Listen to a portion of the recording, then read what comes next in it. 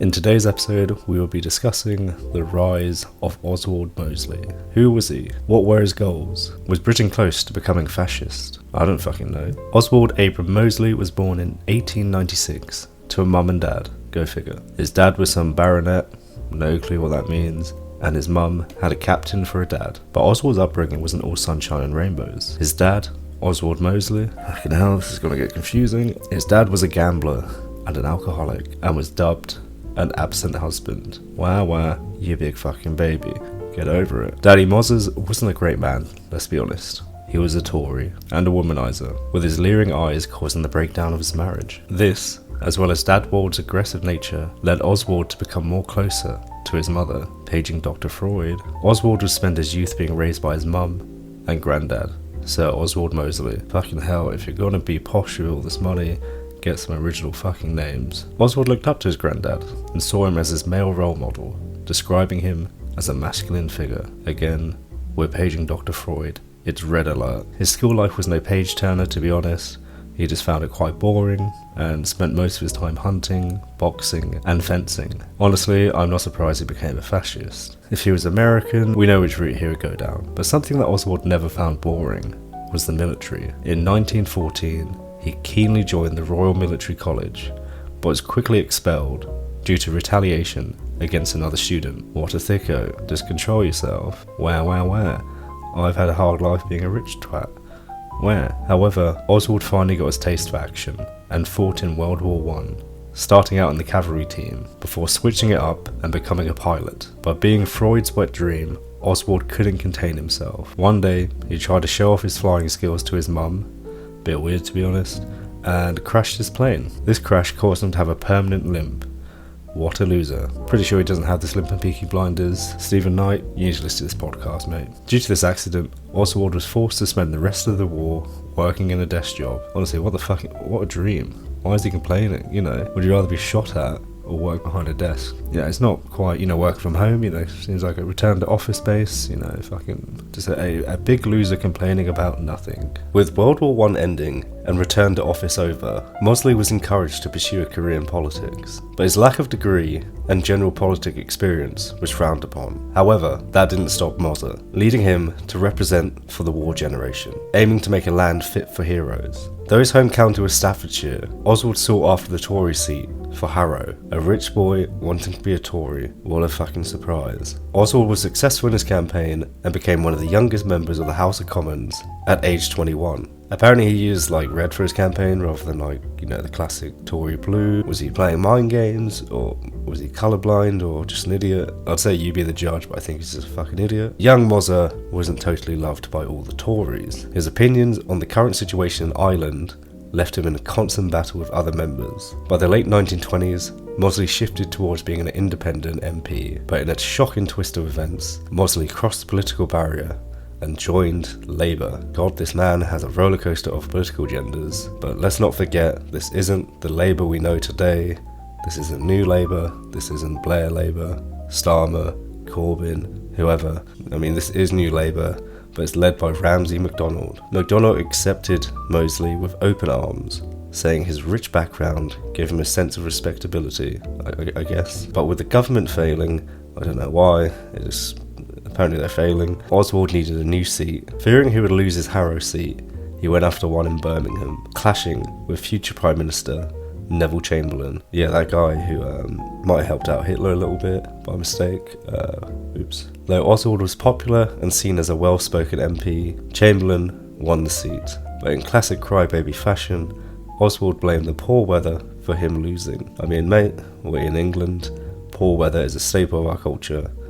Get over it. And then after a brief trip to India to hang out with Gandhi, don't know how that came around to be honest, Oswald sought after the Labour-led seat in Smethwick. Don't know where that is, it's probably here. Though the papers and Tories ran smear campaigns against Oswald, saying he was a wealthy socialist who couldn't relate to the working class. Bit ironic from the Tories. Oswald won the majority and returned to Parliament. Showing he was a true red rose of a man, Oswald mocked the British fascists, calling them black-shirted buffoons, making a cheap imitation of ice cream sellers. That was a bit fucking ironic with what is to come. Oswald tried to advance his career and was given the responsibility to solve the unemployment problem, but his proposal was quickly blocked as they were a bit too radical. He then tried to fix the domestic industry, wanting to push for high tariffs, state nationalisation, and a corporate state. I have no fucking idea what any of this means, but it was rejected, and in May 1930, Oswald resigned as MP. But Oswald couldn't keep it in his pants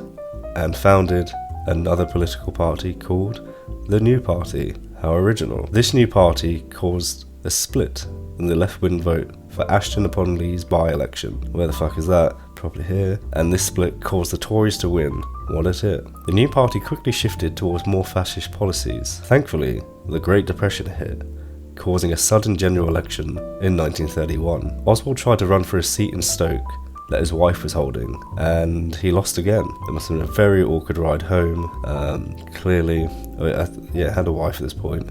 We'll get back to them. With his shift in fascism, many supporters defected from the new party, but that didn't stop Oswald getting approached from both sides. Labour and Tories wanted him back in, so did Churchill, who promised to come out and support Oswald if he ran for another seat. In April 1932, Oswald dissolved the new party after believing that fascism was the necessary path for Britain. Spoiler alert, it's fucking not. So why did Oswald love fascism? After his defeat in 1931, Oswald went on a study tour. I guess there's like a gap year for rich people, normally people go to like fucking Vietnam or skiing somewhere, probably South America, but Oswald fell in love with Mussolini's approach to politics. So in 1932, the British Union of Fascists was born. It was a party for protectionism and heavy anti-communism, aiming to have a national socialism.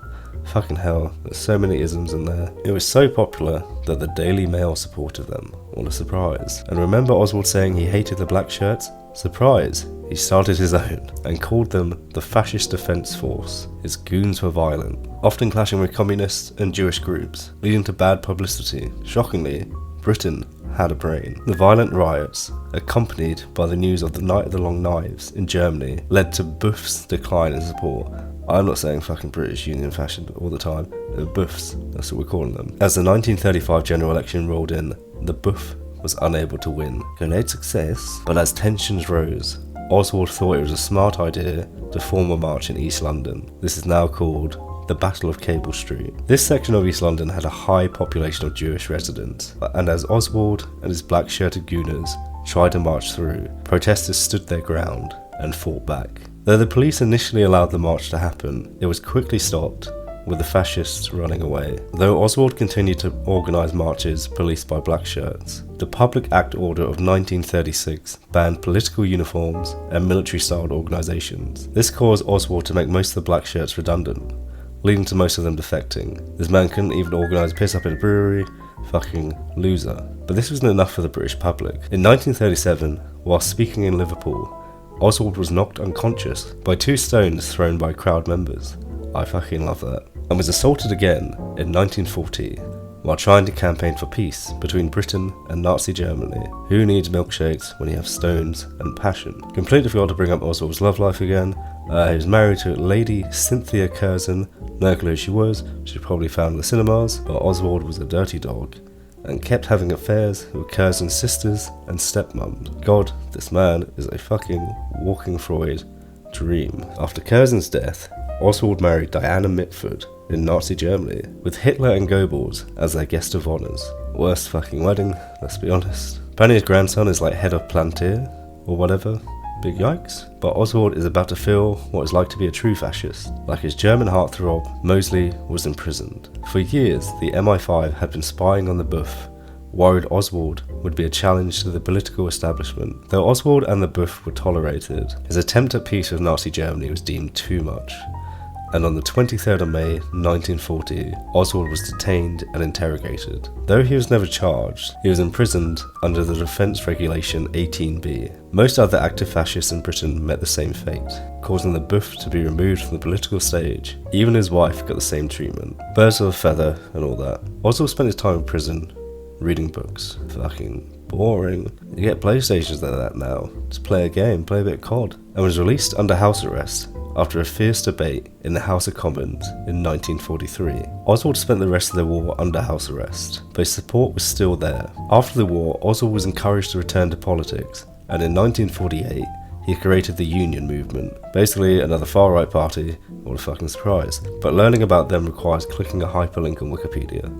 We do not do that here. By 1951, Oswald had enough and left England to live in Ireland. Oswald continued being a fucking loser later in life. He wanted Africa to be divided into black and white areas and denied the Holocaust, basically saying the camps existed, but the gas chambers were used to eradicate typhus outbreaks, and that Hitler knew nothing about it, blaming the Holocaust on the Jewish population. I'm just glad this man is gone. Oswald returned to England in the late 1950s to run in Kensington North. I've never been to Ireland, so I'm guessing he found it pretty fucking boring or something, and too many fields, too much Guinness, whatever, and he came back to London. After failing to win this seat, he tried again in 1966, this time in Shoreditch. He failed again in Shoreditch, what a loser, so he left to go live out the rest of his days in France. And on the 3rd of December 1980, Oswald died. No clue how, just said he died in France. Probably got hit by a stone or something, who knows. But that is the end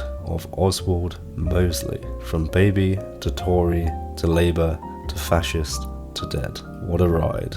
In next week's episode, we'll be travelling back in time to 1960s America, exploring someone with more aura, charisma, and sex appeal. Young, dumb, and full of cum. It's John F. Kennedy.